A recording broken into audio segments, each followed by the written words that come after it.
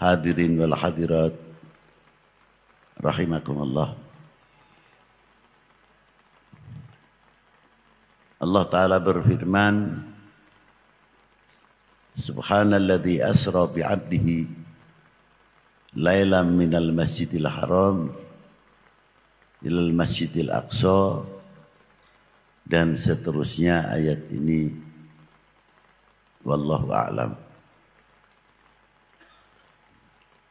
Ayat ini dibagi yang pertama menunjukkan keagungan Allah Subhanahu wa taala yang diawali dalam ayat pakai subhana. Yang kedua, ayat ini menunjukkan kebesaran baginda Nabi sallallahu alaihi wasallam. Yang ketiga, kita diperingatkan oleh Allah tidak boleh melupakan sejarah. Yang keempat, keagungan para mukmin yang dihormati oleh Allah Subhanahu wa taala.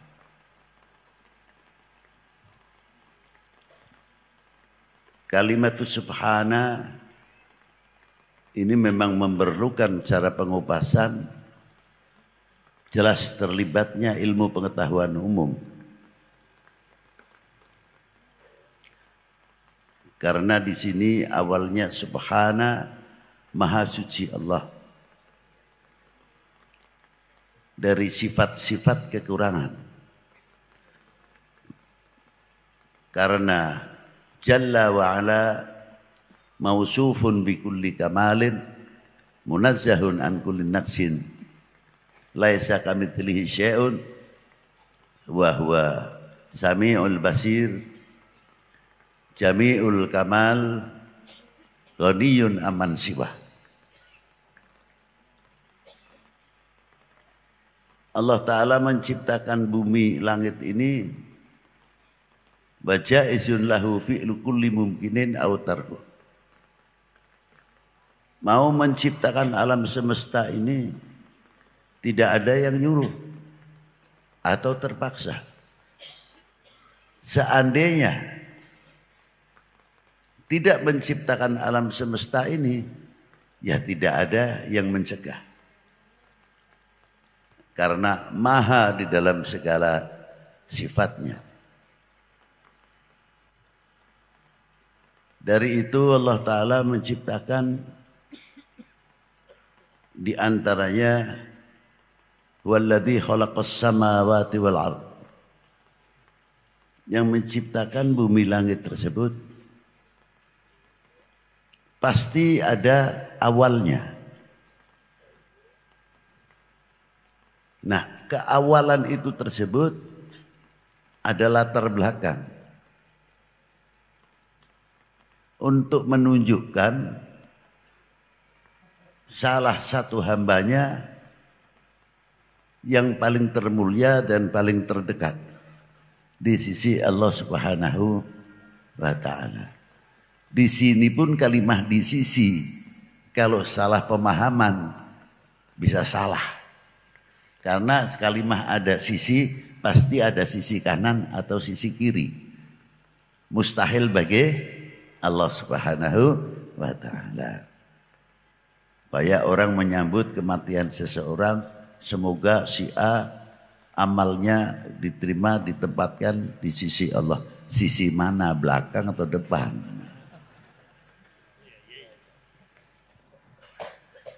Apalagi terkadang sedikit-sedikit kita berkata, apa kata yang di atas, tolong dihindari ini. Atas itu tempat, bawah itu tempat. Kiri kanan tempat. Kalau Allah Ta'ala memerlukan tempat, berarti Allah Ta'ala mempunyai sifat minta pertolongan. Mustahil bagi ya Allah. Ini ilmu tauhid. Karena tempat itu makhluk. Wa masiwahu hawaditun makhlukun. Dan tidak mampu berdiri sendiri tanpa yang mendirikan. Masa Allah Ta'ala minta tolong yang berasal dari kelemahan. Mustahil bagi Allah.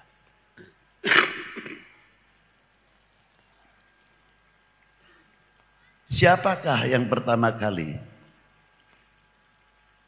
yang diciptakan oleh Allah? Karena Allah Ta'ala menciptakan baginda Nabi besar Sayyidina Maulana Muhammadin li'u'arrifahum, untuk memberitahu. Satu hadis oleh malaikat Jibril datang kepada Rasulullah. Beliau bersabda untuk menyampaikan salamnya Allah Ta'ala kepada Rasulullah dan firmannya Allah Ta'ala dalam hadits qudsi, in akhadtu Ibrahima khalilah faqad akhadtuka habibah. Allah Ta'ala telah menciptakan Nabi Allah Ibrahim dan diberi pangkat khalil, maknanya kekasih.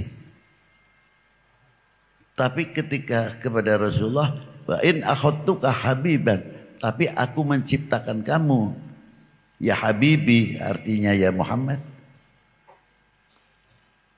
Habibah, makna habib dengan makna khalil tidak jauh. Yang tinggi yang mana? Habib. Kalimatul habib lebih tinggi daripada kalimatul khalil. Wa khalaqtud dunya wa ahlaha, dan aku menciptakan dunia atau alam semesta ini li'u'arrifahum, untuk memberitahu kepada penghuni alam semesta ini karamataka wa manzilataka indi, kedudukanmu, kebesaranmu di dalam aku. Laulaka, seandainya saya tidak menciptakanmu, ya Muhammad, aku tidak menciptakan alam semesta. Ini jaiz, bukan berlebihan. Dikit-dikit berlebihan, dikit-dikit berlebihan dari mana? Kalau dikatakan berlebihan, tidak ada yang melawan Allah Ta'ala kepada Rasulullah.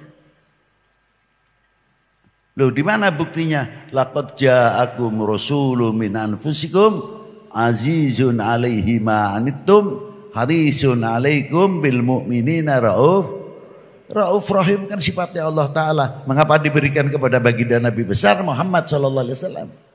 Apakah itu tidak berlebihan? Apa dikira kalau Allah Ta'ala memberikan sifat rauf rahim kepada Rasulullah mengurangi sifat kamaliyahnya? La, abadan, tidak. Malah yang untung yang diberi. Ini untuk menunjukkan kebesaran baginda Nabi sallallahu alaihi wasallam. Nah, kembali dalam kalimat subhana. Ditanya sahabat Umar oleh Rasulullah, atadri man ana, tahukah wahai Umar sebenarnya siapa aku ini? Dijawab oleh sahabat Umar radhiyallahu ta'ala, Allah wa rasulihi a'lam. Lanjutnya Rasulullah meneruskan, sebelum Allah Ta'ala menciptakan sesuatu, pertama kali Allah Ta'ala menciptakan makhluknya adalah menciptakan nurku, dan nurku sujud keharibaan Allah selama 700 tahun. Ini keterangan di mana Bib? Di dalam kitab Khotabil Mimbariyah halaman 57.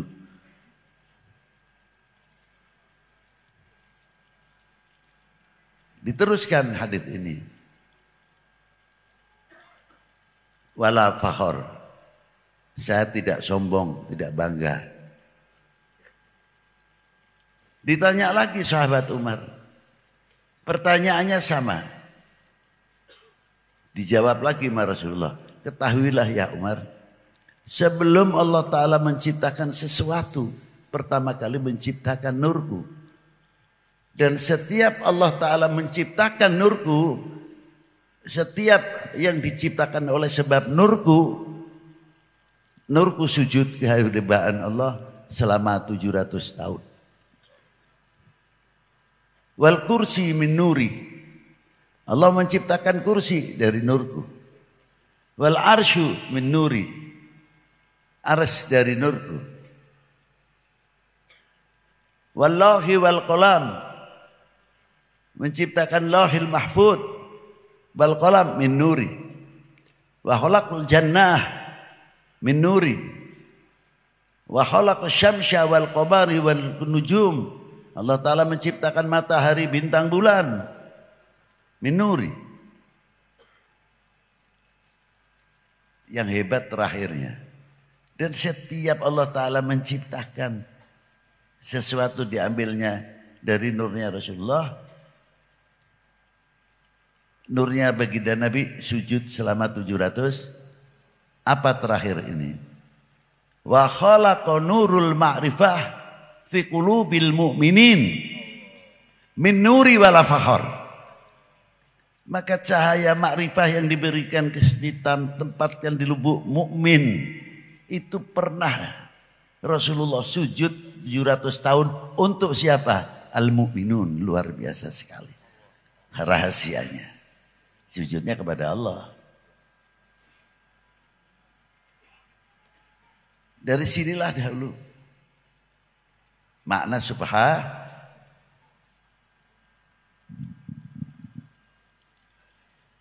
Dan kalau kita melihat mengapa di sini terlibat pengetahuan umum, memang Quran selalu isinya sangat universal, bukan dogma belaka. Tapi dogma yang universal, yang sangat university. Maka untuk mengetahui pelajaran Al-Quran, menafsirkan Quran tidak semudah. Syarat-syaratnya cukup.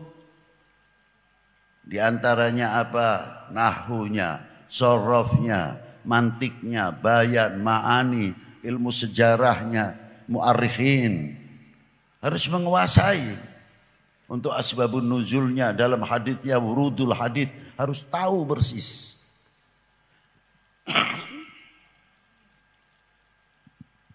Nah, Allah Ta'ala menciptakan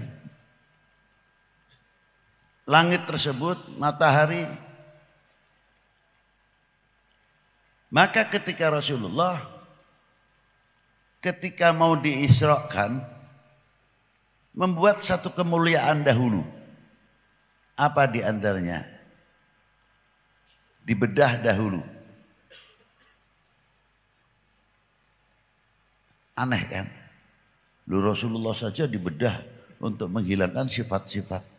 Walaupun toh tidak ada. Bukan itu makna yang harusnya kita. Masa Rasulullah yang atharun nas, orang yang paling suci kok masih dibedah. Ini suatu takbir. Ibrah untuk umat, tapi yang sebenarnya memberikan kemuliaan kepada Zam-Zam. Seperti ketika kita haji, umroh, atau haji, berebut mencium hajar. Karena Hajar Aswad pernah dicium oleh Rasulullah SAW. Yang menjadi pertanyaan, Hajar Aswad mulia sebab Rasulullah, apa Rasulullah mulia sebab pencium Ka'bah? Ayo. Yang mulia siapa? Rasulullah. Hajar Aswad mulia karena dicium oleh Rasulullah. Nah, Zam-Zam juga sama. Zam-Zam kita minum, mulia Zam-Zam karena sebab baginda Nabi, bukan baginda Nabi mulia karena dicuci oleh Zam-Zam. Loh. Aja salah nafsir ke. Maka diangkatlah Rasulullah, ringkas saja. ketika berangkat, itu yang namanya langit sab 1, tidak usah sab 2. Perubahan alam, perubahan cuaca, lain sebagainya. Rasulullah melewati itu. Dan melewati batas yang namanya ionosfer. Itu udara yang paling panas. Benda apapun kalau melewati itu meleleh. Tidak bisa. Tapi kenapa Rasulullah tidak berpakaian astronot? Hanya buruk, santai saja sampai.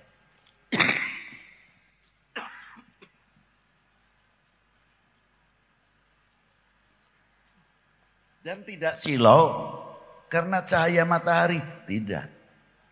Karena apa? Karena matahari yang silau kepada Rasulullah SAW. Karena matahari nurnya dari sebab baginda Nabi SAW. Maka matahari yang silau sekali melihat baginda Nabi SAW. Komentarnya sama, Muhammad manusia biasa. Lalu kalau manusia biasa, lalu kita ini yang manusia apa? Loh, logikanya kan begitu. Nah, ringkas saja. Ke Sidratil Muntaha, tempat untuk menempatkan baginda Nabi, bukan berarti Allah Ta'ala bertempat. Jais Allah Ta'ala menempatkan seperti Nabi Musa di Gunung Turisin. Baginda Nabi di Sidratil Muntaha. Tapi ketika ketemu dengan Allah tetap mukhalafatul lil hawa. Loh, itu. Pertama kali ketemu, at-tahiyyatul mubarakatus salawatut thayyibatul lil. Dijawab oleh Allah Ta'ala apa? Assalamu alayka ayuhan nabiyyu wa rahmatullahi wa barakatuh. Hebat.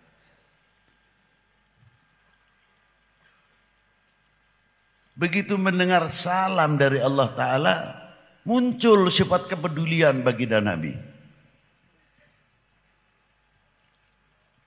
Bukan, jangan untuk saya saja ya Allah. Sujud ketika itu, ketika Rasulullah mendapat assalamu alayka ayuhan nabiyyu wa rahmatullahi wa barakatuh. Rasulullah sujud langsung.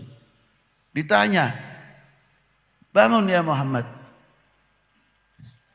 Tidak langsung bangun, Rasulullah minta. Diijabah dahulu permintaannya apa? Assalamu alayna wa ala ibadillahi sholihin. Kita makan enak di restoran saja. Kebetulan dapat rezeki. Boro-boro ingat kabar budak nu di bumi. Mumpung ayak keneh duit. Nyate mah tinggal nyate. Opor mah tinggal opor. Barudak mah tinggal barudak gitu aja. Punten bahasa Inggris sekedar.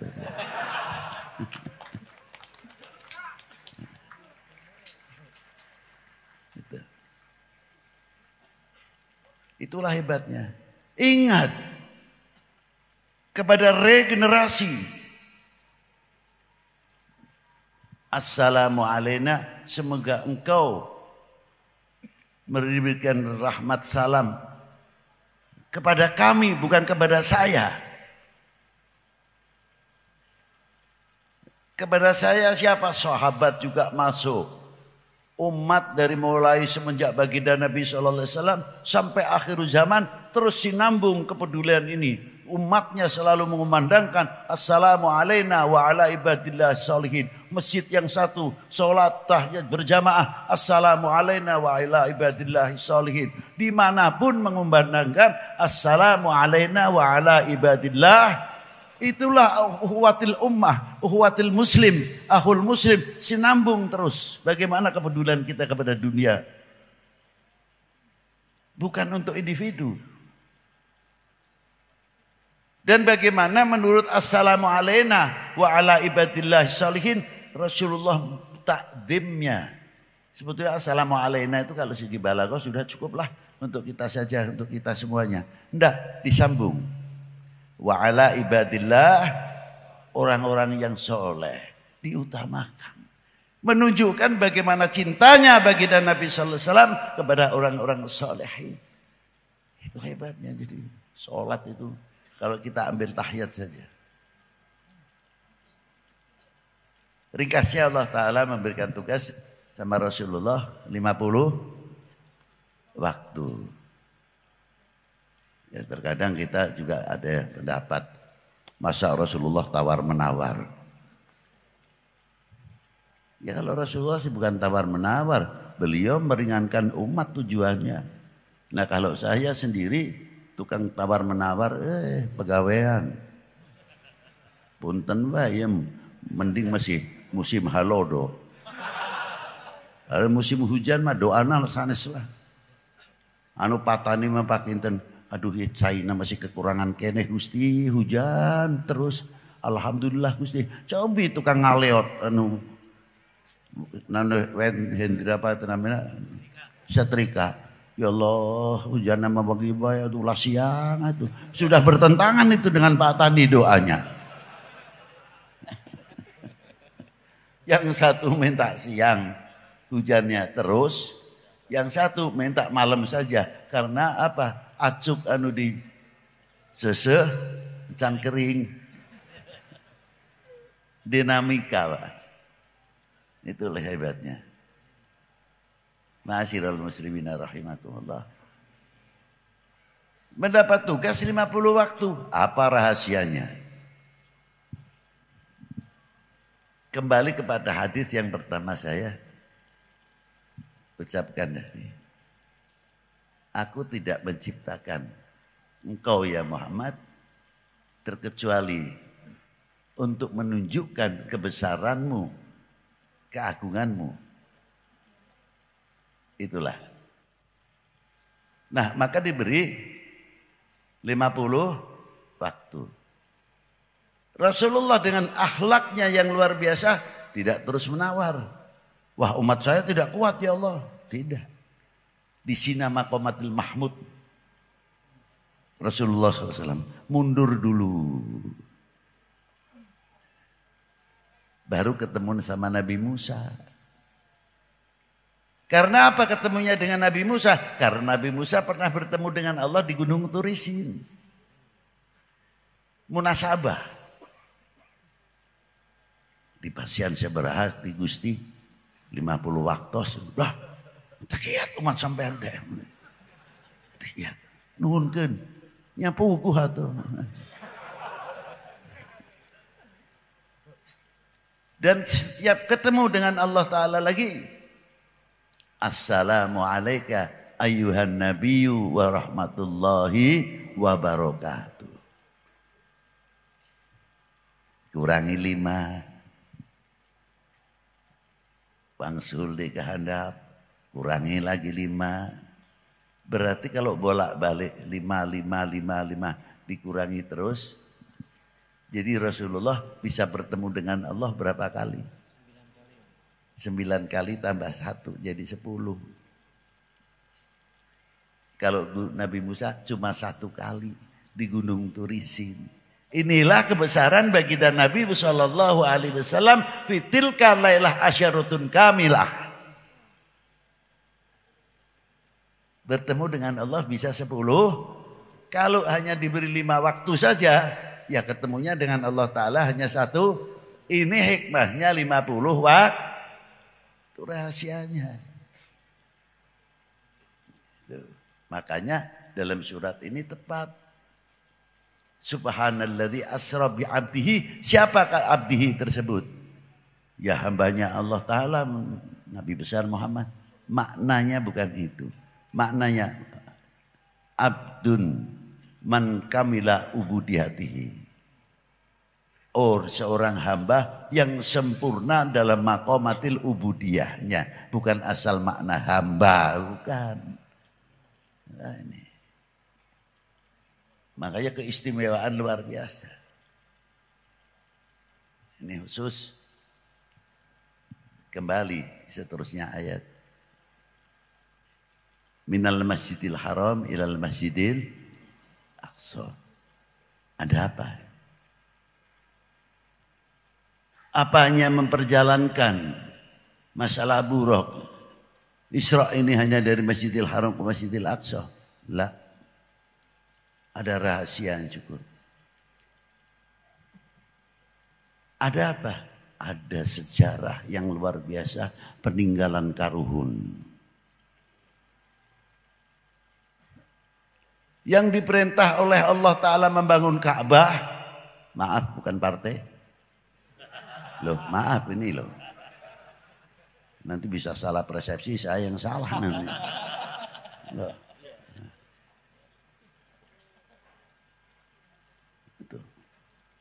Khidir, Ismail dan lainnya. Siapa? Nabi Allah Ibrahim. Nenek moyang baginda Nabi SAW.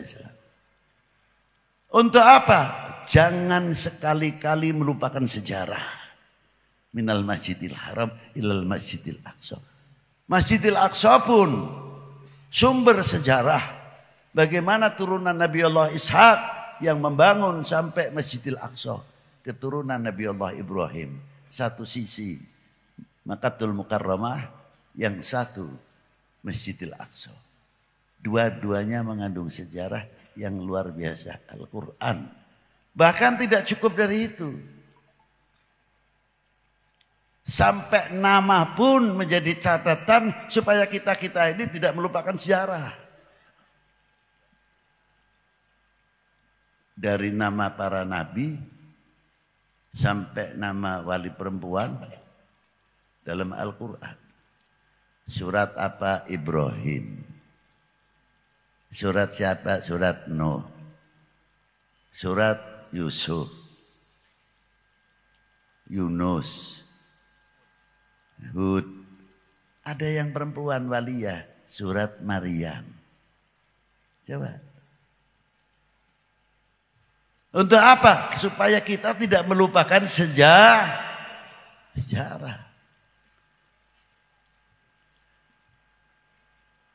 Tidak cukup manusia. Nama hayawan pun diangkat. Sejauh mana kita peduli terhadap makhluknya Allah Ta'ala. Surat Baqarah. Ankabut. Coba. Luar biasa. Pak Wagub. Siapa Pak Wagub? Loh, ini satu contoh. Satu sisi kita tidak boleh melupakan sejarah. Nah, coba kita lihat begini saja.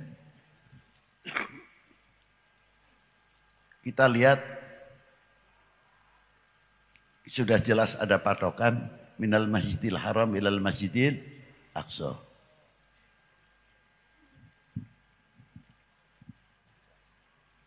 Wali 9 nenek moyangnya bagaimana mengikuti jejak baginda Nabi SAW. Pertanyaannya, mengapa Rasulullah dihijrahkan ke Madinah? Mungkin di sini hanya banyak yang menerangkan tekanan-tekanan dari kafir Quraisy pada waktu itu. Lah, seandainya tidak ada tekanan, apalagi tidak ada hijrah. Hijrah tetap maujud, sudah tertulis. Tak ada halangan atau tidak, tetap akan dihijrahkan ke Madinah. Mengapa pilihannya Madinah? Padahal semenanjung Arabia pada waktu itu sudah maju. Kenapa pilihannya Madinah?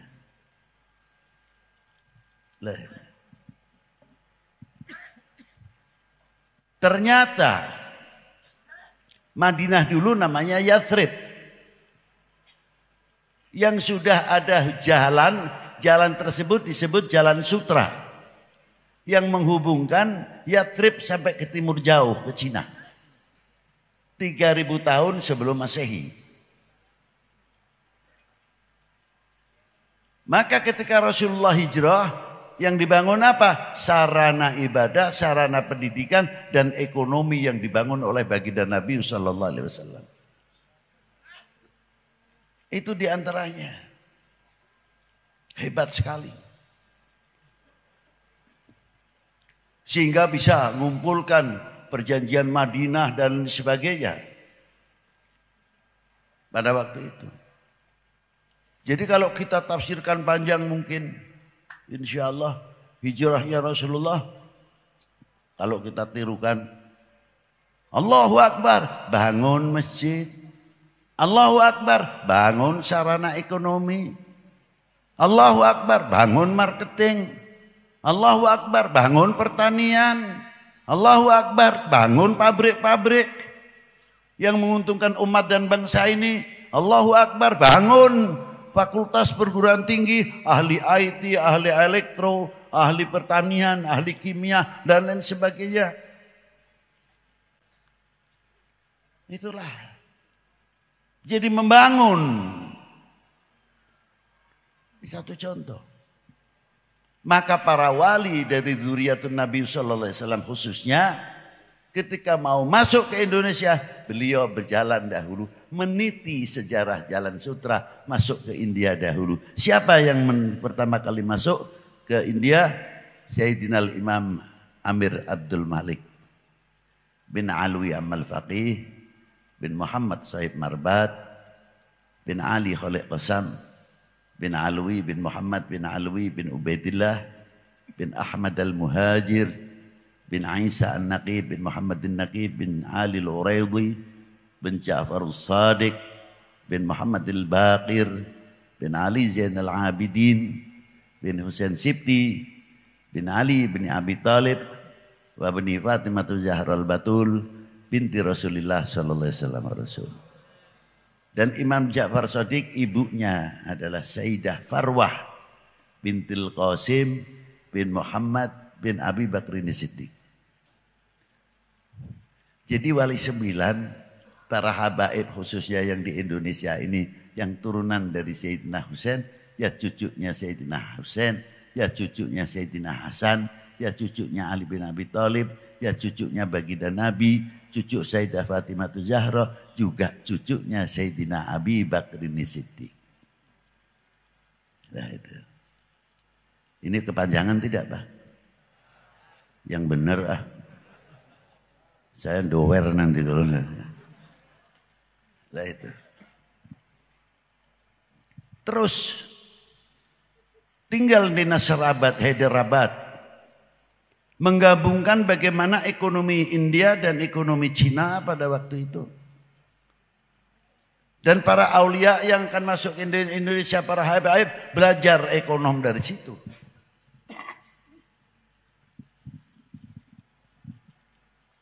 Beliau membawa ekonomi, ahli astronomi, ahli kedokteran, ahli pertanian. Banyak yang digapai ilmunya untuk pembekalan masuk ke Indonesia, bukan pedang. Nah itu. Masuk ke Indonesia dengan jalur ekonomi. Kalau saya bawa dagangan, masuk ke rumahnya orang, Assalamualaikum, waalaikumsalam. Aduh, di mana Pak? Kalongan biasa Pak. Wah batik biasa Pak, kalongan mah. Terus tepang. Ente nanya, ente curiga. Udah batikna seueur nu dibantun. Waduh Pak. Ningalan be menang tah henteu cenah. Wih mangga tuh. Langsung patepang. Coba kalau kita pakai begini-begini. Langsung Assalamualaikum. Waalaikumsalam. Kenal Islam? Ingin belajar Islam? Bubar orang itu. Teori yang luar biasa, ulama-ulama kita yang canggih. Luar biasa. Yang ahli ekonomi, yang ahli pertanian. Bagaimana lemah lembutnya beliau. Tidak cukup dari itu. Seni budaya itu tidak kita tabrak. Tapi kita hidupkan, dialihkan yang baik. Seperti siapa? Dunia perwayangan yang dilakukan oleh Kanjeng Sunan Bonang dan muridnya Kanjeng Sunan Kalijogo. Itu luar biasa. Bukan kayak seperti Habib Lutfi. Datang ke dia terus ini. Ya Nabi salam alaika. Kayak bubar lampu amplopna seberhaga abdi terang teh. Para waliullah nu dahulu tidak sampai berpikir ke sana. Bagaimana mengeluarkan amplop di kantong sorangan nyalira. Berpikir jauh. Li ukhwatil ummah, li salamatil ummah. Jauh sekali, maaf jangan tersindir. Ya. Itu hebatnya. Kesepuan-kesepuan kita. Sehingga Islam di Indonesia damai. Diawali dengan kedamaian, menunjukkan rahmatan lil tos. Sampai ke Syekh Muhyiddin Pamijahan. Bagia di Tasik. Gaduh Syekh Muhyiddin Pamijahan. Mursyid Torekoh yang luar biasa.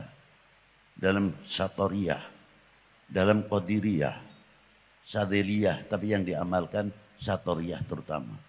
Pertama kali beliau dilahirkan di Jogja. Setelah dewasa beliau belajar kepada Syekh Abdul Rauf Singkil. Dibawa gurunya ziarah ke Baghdad. Pulang dapat tugas mensiarkan tarekohnya pertama kali di Jogja.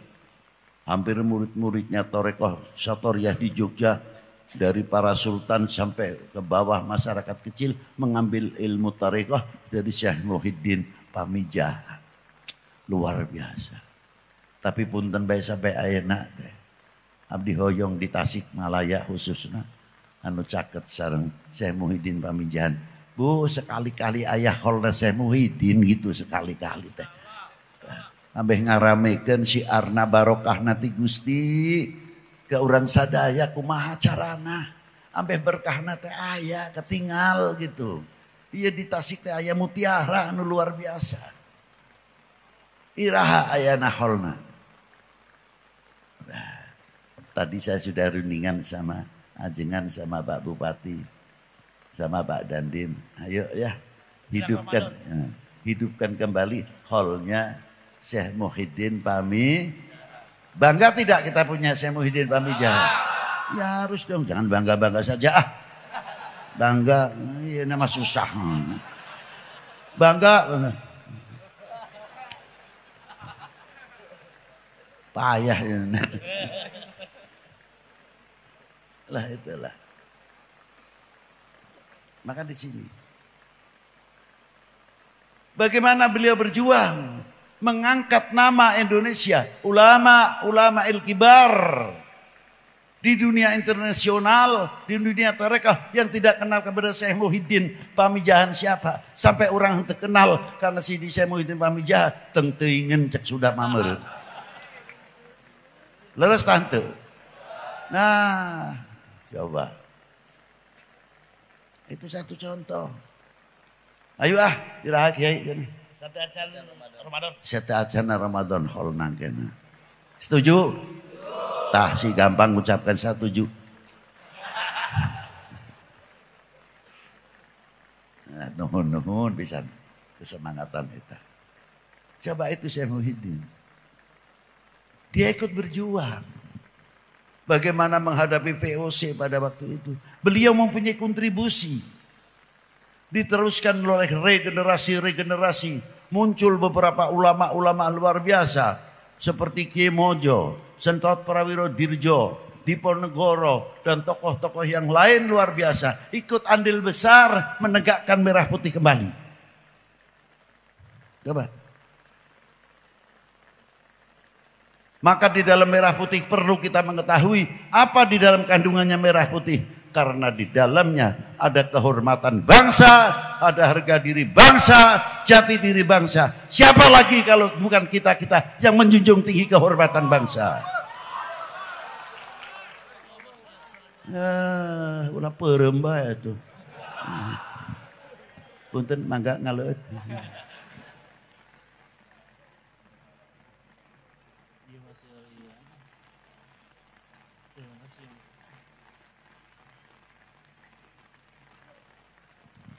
Nah itulah hebatnya.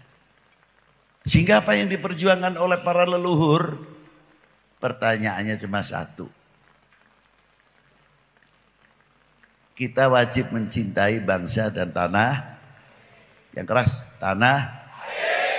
Itu lempem ah. Ada yang buat Indonesia kayak sungkan, lucu. Bapak dari mana? Indonesia. Bapak dari mana? Indonesia. Perwibawa nama negara. Bukan, Bapak dari mana? Indonesia. Ngerahkan gitu.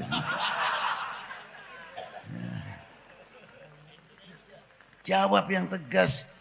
Sebab ketegasan itu menunjukkan kebanggaan kepada tanah airnya. Kebanggaan kepada bangsanya. Indo! Nah, kan gitu kedahana. Harus. Ini dimarahin dulu. Harus dimarahin dulu.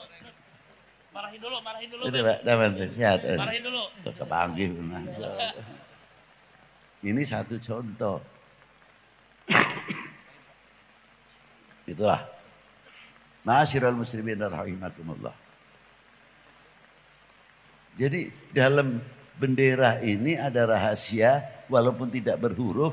Satu, kehormatan bangsa, harga diri bangsa, jati diri. Gitu.